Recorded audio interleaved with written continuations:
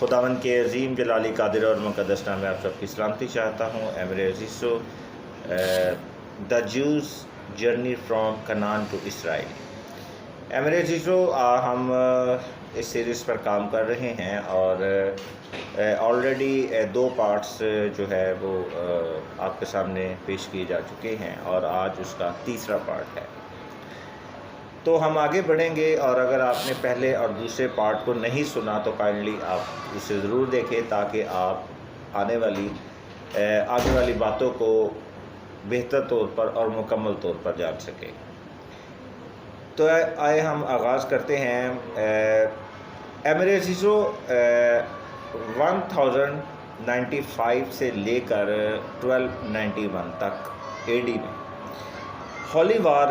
جو ہے اس کا آغاز ہوتا ہے، اور کرسچنز اور مسلمانوں کے درمیان جو ہے وہ جنگ ہوتی ہے، اور اس کے بعد کرسچنز جو ہیں وہ یروشلم کو اپنا مقدس مقام، جبکہ یہودی اپنا مقدس مقام جو ہے وہ مانتے تھے۔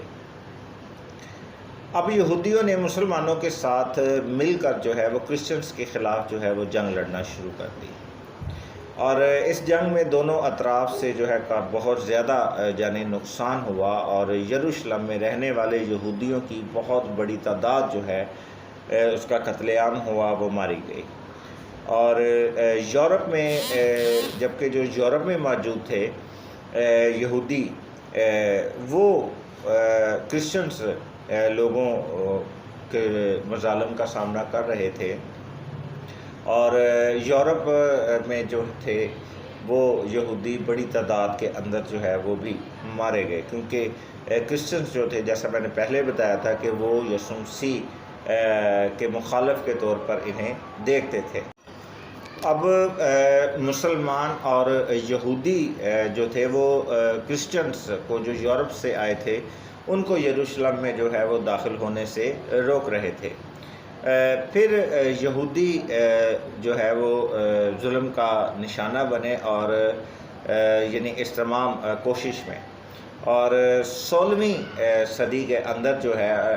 عثمانیہ سلطنت جو ہے، اوٹومن امپائر جو ہے، اس نے جو ہے وہ یروشلم پر قبضہ کر لیا۔ اب عثمانیہ سلطنت یعنی اوٹومن امپائر جو ہے، عثمانیہ سلطنت جو ہے، اس میں جو ہے یہودیوں کے حالات جو ہے وہ کافی زیادہ بہتر ہوئے، جیسا کہ پہلے اسلامی تحریک کے دوران جب یروشلم پر قبضہ ہوا تھا جیسے تب بہتر ہوئے تھے۔ اب جو ہے دوبارہ مسلمان سلطنت عثمانیہ جب قابض ہوئی یروشلم پر، تو ان پر جو ہے ظلم و ستم جو ہے وہ ختم ہوا یہودیوں پر جو یروشلم میں رہتے تھے۔ لیکن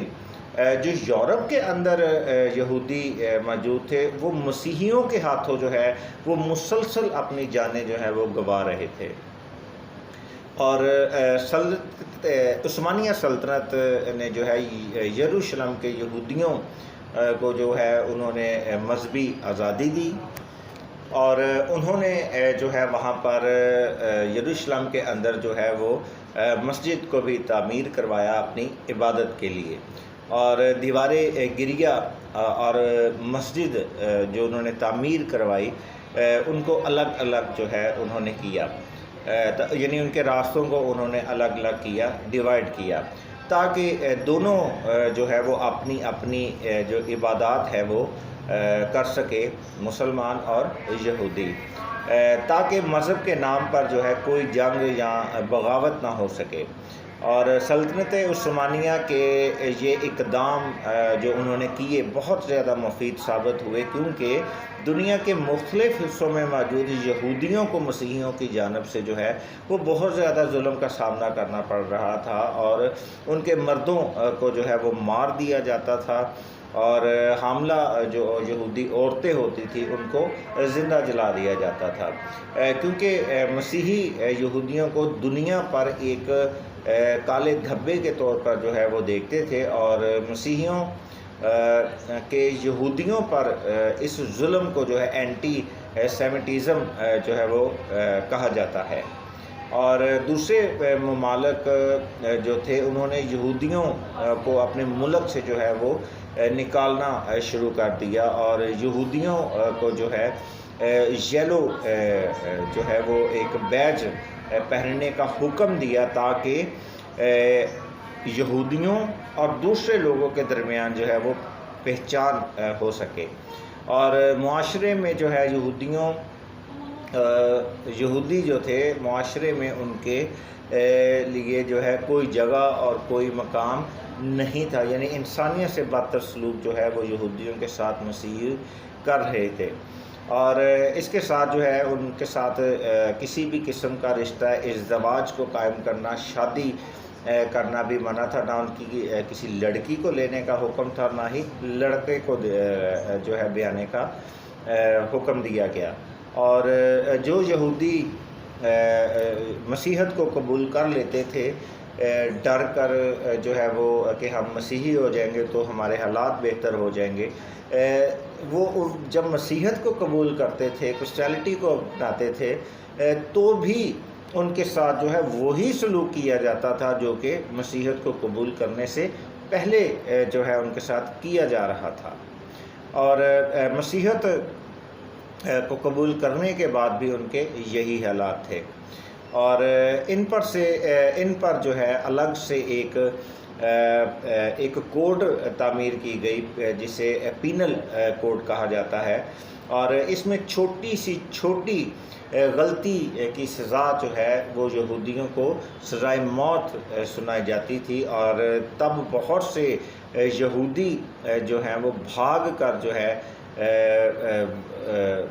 جو ہے وہ امریکہ چلے گئے اور دیگر ممالک سے بھی۔ اور پھر 18ویں صدی میں جو ہے فرینچ جو ہے وہ ریولوشن کا آغاز ہوتا ہے، اور اس کے بعد جو ہے نپولین کا دور جو ہے وہ شروع ہوتا ہے، اس کا آغاز ہوتا ہے۔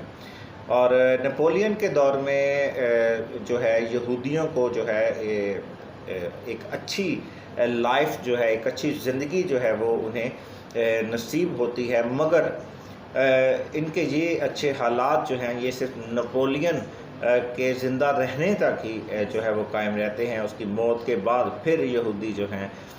وہ اسی ظلم و ستم کا نشانہ بنتے ہیں۔ اے میرے عزیزو، اب 2000 سالوں تک بھاگنے کے بعد جو ہے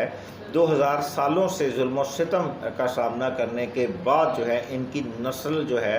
جو آنے والی نسلیں آئیں، وہ بہت زیادہ جو ہے اس تمام مظالم سے جو ہے وہ تنگ آ چکی تھی، اور انہوں نے جو ہے آواز بلند کی کہ ہمارا ایک الگ ملک ہونا چاہیے۔ اور یہ جو